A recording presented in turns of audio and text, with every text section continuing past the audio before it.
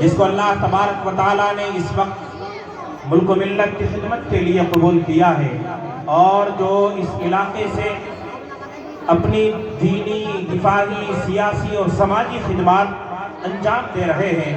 جمعیت علماء ضلع مظفر نگر کے صدر عالی وقار عزت مآب عالی جناب حضرت مولانا مکرم علی صاحب قاسمی دامت برکاتہم العالیہ، میں انتہائی عقیدت و محبت کے ساتھ، احترام کے ساتھ درخواست کر رہا ہوں کہ حضرت والا منبر نور پر جلوہ افروز ہو کر اپنے پرمغز خطاب سے ہم سب کو مستفیض فرمائے۔ بسم اللہ الرحمن الرحیم۔ الحمدللہ وکفی وسلام علی عبادہ الذین اصطفی، اما بعد، فقد قال اللہ تبارک و تعالی فی کلام المجید والفرقان الحمید، ان المبذرین کانوا اخوان الشیاطین۔ معزز سامعین کرام، بالکل خاموش ہو جائیے، میں ایک ایسے موضوع پر گفتگو کرنے جا رہا ہوں جس چیز نے ہمیں جھنجھوڑ کر رکھا ہے۔ صرف 10 منٹ کا مجھے وقت ملا ہے، مجھے بھی کہیں دور جانا ہے، چونکہ موسم بھی خراب ہے، اللہ کی رحمت برس رہی ہے۔ اللہ کی رحمت برسنے کا مطلب یہ ہے کہ اللہ تبارک و تعالیٰ نے اس جلسے کو اور اس جلسے میں آنے والوں کو قبول کر لیا ہے۔ اب آپ کی ذمہ داری یہ بنتی ہے کہ بارش پڑے سو پڑے، آپ کو یہاں سے ہلنا نہیں ہے۔ مسلمانوں، مجھے صرف میں نے ایک آیت کریمہ آپ کے سامنے پیش کی ہے، ان المبذرین کانوا اخوان الشیاطین۔ مسلمانوں، آج کے دور میں ہمارے ذہنوں میں، مسلمانوں کے ذہنوں میں ایک بات گھر کر گئی ہے، ہمارے ذہن میں یہ بات گھر کر گئی ہے۔ مسلمان سوچنے پر مجبور ہے، ہم کریں تو کیا کریں، جائے تو جائے کہاں۔ مسلمان اس بات کو سوچنے پر مجبور ہے، اس لیے کہ ہم شادی اور بیاہ میں جو فضول خرچی کر رہے ہیں، وہ ہماری غریب کی بچیاں جو شادی کے لائق ہو جاتی ہیں، لیکن کچھ لوگوں کی وجہ سے وہ بچیاں کنواری بیٹھی رہتی ہے۔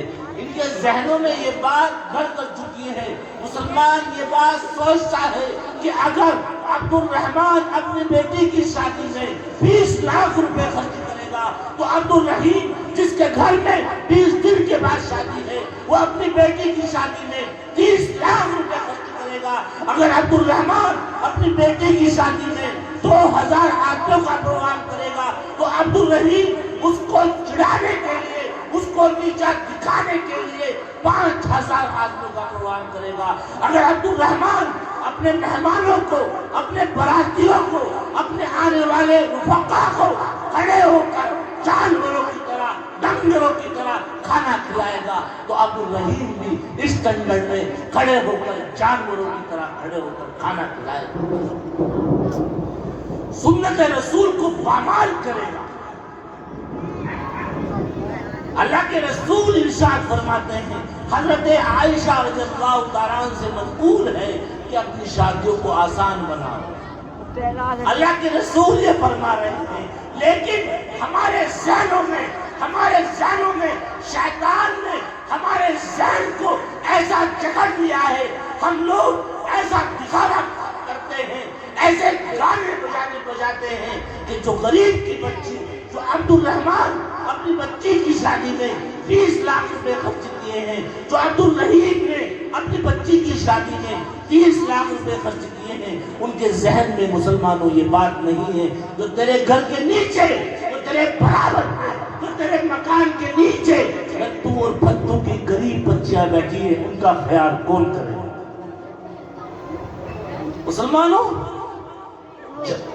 جب عبد الرحمن کے گھر میں شادی ہوتی ہے، وہ اپنی بیٹی کو بڑی گالیاں دیتا ہے، اچھے اچھے کھانے کھلاتا ہے، کھڑے ہو کر سنت رسول کو پامال کرتا ہے۔ وہ بچیاں جو غریب کی بچیاں ہیں، وہ سسک کر اپنی ماں سے یہ بات کہتی ہے کہ اماں ہم بھی اب بڑے ہو گئے ہیں، ہماری شادیاں کب ہوگی؟ خدا کی قسم اس کی ماں زمین میں گڑ جاتی ہے۔ وہ مجبور ہے، وہ پریشان ہے، اس معاشرے کی بنا پر اس معاشرے نے اس ماں باپ کے ہاتھ کو باندھ رکھا ہے، اس لیے کہ ان کے گھر میں کوئی رشتہ لے کر نہیں آتا ہے، جو اس لیے کہ اسی محلے میں، اسی گاؤں میں، اسی برادری میں عبد الرحمن نے تو 20 لاکھ کی شادی کی ہے، اب 20 لاکھ لتو اور پتو کے پاس نہیں ہے، لہٰذا ان کی بچیاں بڑی ہو جاتی ہے اور بڑی ہونے کے بعد عمریں نکل جاتی ہے، وہ بچیاں خدا کی قسم کنواری بیٹھی رہتی ہے۔ مسلمانوں، ایسا نہ ہو اللہ تبارک و تعالیٰ ناراض ہو جائے، ہمارے گاؤں کے اوپر، ہماری بستی کے اوپر کوئی عذاب مسلط کر دے۔ اگر ہم نے اس فضول خرچی کو، میں نے ایک آیت کریمہ آپ کے سامنے ابھی پڑھی ہے، ان المبذرین کانوا اخوان الشیاطین، فضول خرچ کرنے والے شیطان کے بھائی ہوتے ہیں۔ مسلمانوں، اگر آپ نے شادی اور بیاہوں میں فضول خرچی کو کم کر دیا تو میری بات آج پلے سے باندھ لینا کہ ایک مولوی مظفر نگر سے آیا تھا، ایک بات کہہ کر گیا تھا کہ شادی اور بیاہوں میں فضول خرچی کو کم کر دو، خدا کی قسم 5 سال کے بعد جب آپ اپنے مال کا موازنہ کریں گے تو مالی اعتبار سے آپ مضبوط ہوں گے۔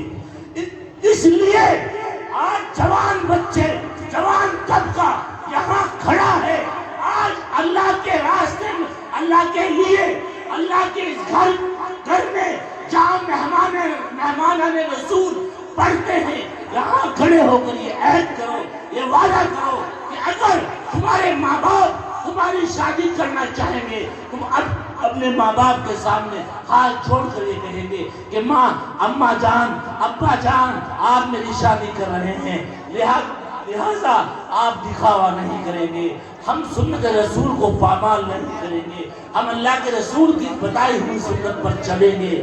اگر آپ کو اس طرح شادی کرنی ہے تو کیجئے گا، ہم بٹھا کر کھانا کھلائیں گے۔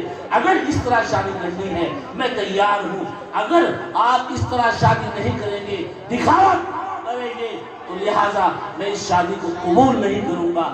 جب کسی ایک نے اس گاؤں میں یہ آواز بلند کی، انشاءاللہ ثم انشاءاللہ اس گاؤں میں رحمتوں کی بارش ہوگی۔ کریں گے انشاءاللہ جوان لوگ، سب عہد کریں گے۔ اور جب فضول خرچی کرنا آپ بند کر دیں گے، جب حضرت مولانا بدر اختر صاحب کہیں گے کہ ہم یہاں ایک لڑکیوں کے لیے، اپنی بچوں کے لیے ایک اسکول کا قیام کر رہے ہیں، آج ہماری بچیاں گیاروں اسکول میں جاتی ہیں، گیاروں کے اسکول میں جا کر آئے دن یہ خبریں موصول ہوتی ہے کہ فلاں کی بچی گیاروں کے ساتھ چلی گئی۔ جب مولانا بدر اختر آپ کو ایک اسکول بنانے کے لیے کہیں گے تو آپ سے اگر 10,000 روپے مانگے جائیں گے تو آپ 20,000 روپے دیں گے، آپ سے 30,000 مانگے جائیں گے آپ 50,000 روپے دیں گے۔ آپ کو اپنے مدارس کو باقی رکھنا ہے، اپنی بچوں کی عزت کو محفوظ رکھنا ہے۔ مسلمانوں، میں نے ایک بات پر آپ سے بات کی ہے، جو میرا موضوع تھا وہ تقریباً 6 نکات کے اوپر ہے۔ یہ جمعیت علماء کے تمام لوگ یہاں بیٹھے ہیں، جمعیت علماء کے نائب صدر، جمعیت علماء کے جوائنٹ سیکریٹری اور جمعیت علماء کے لوگ یہ بیٹھے ہیں۔ ہم نے یہ عزم مصمم کیا ہے، یہ ارادہ کیا ہے، جو مصیبت، جو برائیاں کی جڑیں زمین کی خوب گہرائی میں پہنچ چکی ہے، انشاءاللہ اتنا ان کو اکھاڑ کر نہیں پھینک دیتے، اتنا جمعیت علماء والے خاموش نہیں بیٹھیں گے۔ مجھے یہی بات آپ کے سامنے صرف ایک ہی موضوع پر بات کرنی تھی۔ امید کرتا ہوں کہ آپ اپنی شادی اور بیاہوں میں فضول خرچی کو کم کریں گے۔ دعا کیجیے اللہ تبارک و تعالیٰ کہنے سننے سے زیادہ عمل کرنے کی توفیق عطا فرمائے۔ وآخر دعوانا الحمدللہ رب العالمین۔